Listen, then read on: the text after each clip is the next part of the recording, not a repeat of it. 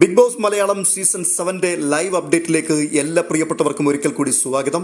Season തുടങ്ങി ആദ്യ ദിവസം തന്നെ എല്ലാ കണ്ടസ്റ്റൻസിനെയും അമ്പരപ്പിച്ചുകൊണ്ട് നോമിനേഷൻ കൂടി ബിഗ് ബോസ് പ്രഖ്യാപിച്ചു.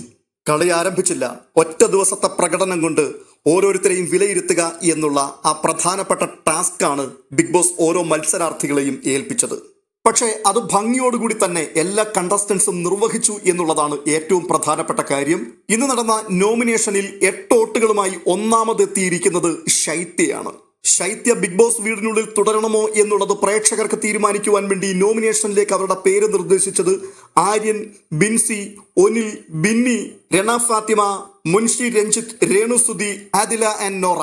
ഇത്രയും ആൾക്കാർ ശൈത്യയെ നോമിനേറ്റ് ചെയ്യുവാൻ പ്രധാനപ്പെട്ട കാരണം രാവിലെ അവിടെ ഒരു ചെറിയ പ്രശ്നമുണ്ടായി. അവിടെ ഉണ്ടായിരുന്ന ഫീമെയിൽ കണ്ടസ്റ്റൻസ് മേക്കപ്പ് റൂമിലേക്ക് പോവുകയും മേക്കപ്പ് ഐറ്റങ്ങൾ അവിടെ ഒരു ഷെൽഫിൽ പൂട്ടിവെച്ചിരിക്കുകയായിരുന്നു. അതിന്റെ താക്കോല് കണ്ടുപിടിച്ച് അത് തുറന്ന് ആ സാധനങ്ങൾ എടുത്തുപയോഗിച്ചു. ആദ്യം ശൈത്യയാണ് ഇത് ഉപയോഗിച്ചത്. താൻ തന്റെ ആവശ്യത്തിന് ഉപയോഗിച്ചതിന് ശേഷം ബാക്കിയുള്ളവർ വന്നപ്പോൾ പറഞ്ഞു ഇതെടുക്കരുത്, ബിഗ് ബോസിന്റെ അനുവാദം ഇല്ലാത്തതാണ് എന്ന് പറഞ്ഞു ഓരോരുത്തരെയും വിലക്കി. പക്ഷേ പല ആൾക്കാരും അത് ഉപയോഗിച്ചു. പല ആൾക്കാരും എന്നല്ല, എല്ലാ ലേഡീസ് കണ്ടസ്റ്റൻസും അത് ഉപയോഗിച്ചു. കുറച്ചു കഴിഞ്ഞപ്പോൾ ബിഗ് ബോസിന്റെ അനൗൺസ്മെന്റ് ഉണ്ടായി. പറയാത്ത കാര്യം ചെയ്തു എന്ന് പറഞ്ഞ് ഒരു കള്ളത്തരം പോലെയാണ് ബിഗ് ബോസ് അത് പറഞ്ഞത്. ഇതാരൊക്കെയാണ് ചെയ്തത് എന്ന് ചോദിച്ചപ്പോൾ ശൈത്യ ആദ്യം തന്നെ കൈപൊക്കുന്നു, ബാക്കിയുള്ളവർ കൂടെ പിന്നാലെ കൈപൊക്കുകയാണ്. എന്നാൽ അവിടെ ശൈത്യ പറഞ്ഞൊരു കാര്യമുണ്ട്, ഞാനത് ഉപയോഗിച്ചിരുന്നു, എന്നാൽ ആ സമയത്ത് തന്നെ മറ്റുള്ള എല്ലാവരോടും ഞാൻ കൃത്യമായിട്ട് താക്കീത് കൊടുത്തു, അതെടുത്ത് ഉപയോഗിക്കരുത്, ബിഗ് ബോസിന്റെ അനുവാദം ഇല്ല എന്ന്. അവിടെ താൻ അത് ഉപയോഗിച്ചതിന് ശേഷം മറ്റുള്ളവർ ഉപയോഗിച്ചതിന് അവരെ കുറ്റപ്പെടുത്തിക്കൊണ്ട് നല്ല പിള്ള ചമയാൻ ശ്രമിച്ചു എന്നുള്ള ഒരു പ്രധാനപ്പെട്ട ആരോപണം അവർക്കെതിരെ ഉന്നയിച്ചു ഈ 8 ആൾക്കാർ. അതുകൊണ്ട് ശൈത്യയുടെ ഭാവി ഇനിയിപ്പോൾ പ്രേക്ഷകരാണ് തീരുമാനിക്കേണ്ടത്. അടുത്തതായി 5 വോട്ടുകളുമായിട്ട് മുൻഷി രഞ്ജിത്താണ് വന്നിരിക്കുന്നത്. അനുമോൾ, ബിന്നി, ഷാരിക, ശൈത്യ, അക്ബർ, ഈ 5 ആൾക്കാരാണ് മുൻഷി രഞ്ജിത്തിനെ നോമിനേറ്റ് ചെയ്തിരിക്കുന്നത്. അദ്ദേഹം ഒട്ടും ആക്റ്റീവ് അല്ല. ഗെയിമിൽ അദ്ദേഹം വന്നിട്ടുണ്ടെങ്കിലും ഗെയിമുമായിട്ട് റിലേറ്റഡ് ആയിട്ടുള്ള കാര്യങ്ങളൊന്നുമല്ല അദ്ദേഹം സംസാരിച്ചു കൊണ്ടിരിക്കുന്നത്. ഒരു വെക്കേഷൻ ടൈം ചെലവിടുവാൻ വേണ്ടി വന്നൊരു വ്യക്തിയെ പോലെ മാത്രമാണ് അദ്ദേഹത്തെ ഫീൽ ചെയ്യുന്നത്. അതുകൊണ്ട് പ്രേക്ഷകർ തീരുമാനിക്കട്ടെ അദ്ദേഹം ഇവിടെ തുടരണോ വേണ്ടയോ എന്ന് ഈ 5 ആൾക്കാർ പറഞ്ഞിരിക്കുന്നു. തുടർന്ന് തൊട്ടു താഴെ 4 വോട്ടുമായിട്ട് രേണുസുതി വന്നിട്ടുണ്ട്. രേണുസുതി മാത്രമല്ല 4 വോട്ടുമായി വന്നിരിക്കുന്നത് ജിസേൽ ഉണ്ട്, നെവിൻ ഉണ്ട്.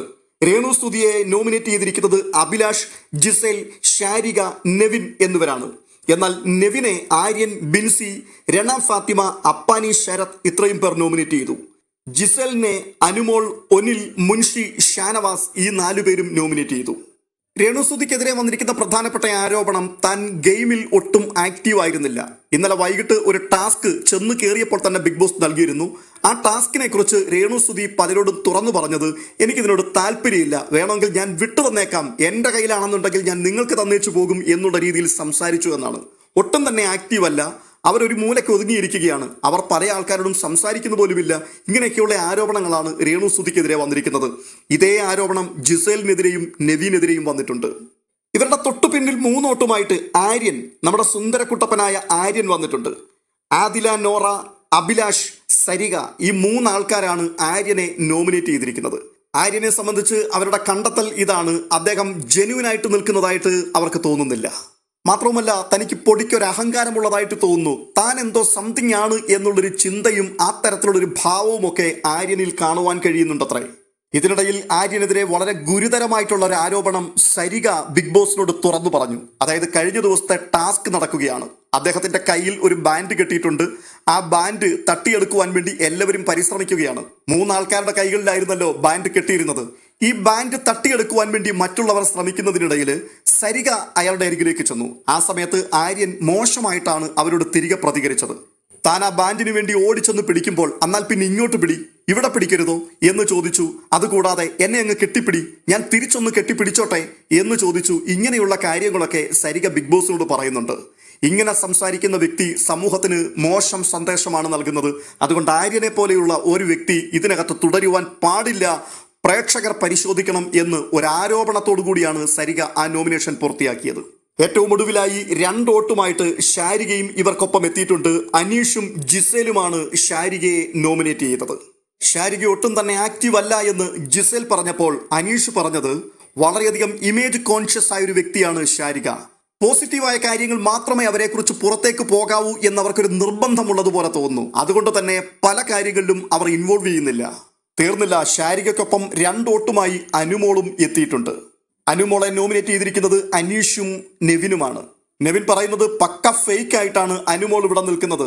താൻ ഒരു പാവമാണ് എന്നുള്ള പ്രതീതി ചില സമയത്ത് താൻ കൊണ്ടുവരും, എന്നാൽ ചില നേരത്ത് ഒരു കാരണവർ വേഷവും താൻ ചമയുന്നുണ്ട്. അതുകൊണ്ട് പ്രേക്ഷകരുടെ തീരുമാനത്തിനു വേണ്ടി അനുമോളെ വിട്ടുകൊടുക്കണം. അഭിലാഷിന്റെ കാഴ്ചപ്പാടിൽ അനുമോൾക്ക് ഒരു വ്യക്തിത്വം തന്നെ സ്വന്തമായിട്ടില്ല എന്നുള്ളതാണ്. എന്തായാലും പ്രേക്ഷക വിധിക്ക് വേണ്ടി ആദ്യ ദിനം തന്നെ ഇത്രയും ആൾക്കാരെ ബിഗ് ബോസ് മലയാളം സീസൺ 7 പ്രേക്ഷകരുടെ മുൻപിലേക്ക് ഇട്ടുതരികയാണ്. നിങ്ങളുടെ ഇഷ്ട മത്സരാർത്ഥിക്ക് നിങ്ങൾ വോട്ട് ചെയ്യുക. Big Boss Malayalam season 7 live അപ്ഡേറ്റുമായി വീണ്ടും എത്തുന്നതായിരിക്കും. അതുവരേക്കും ബൈ ബൈ.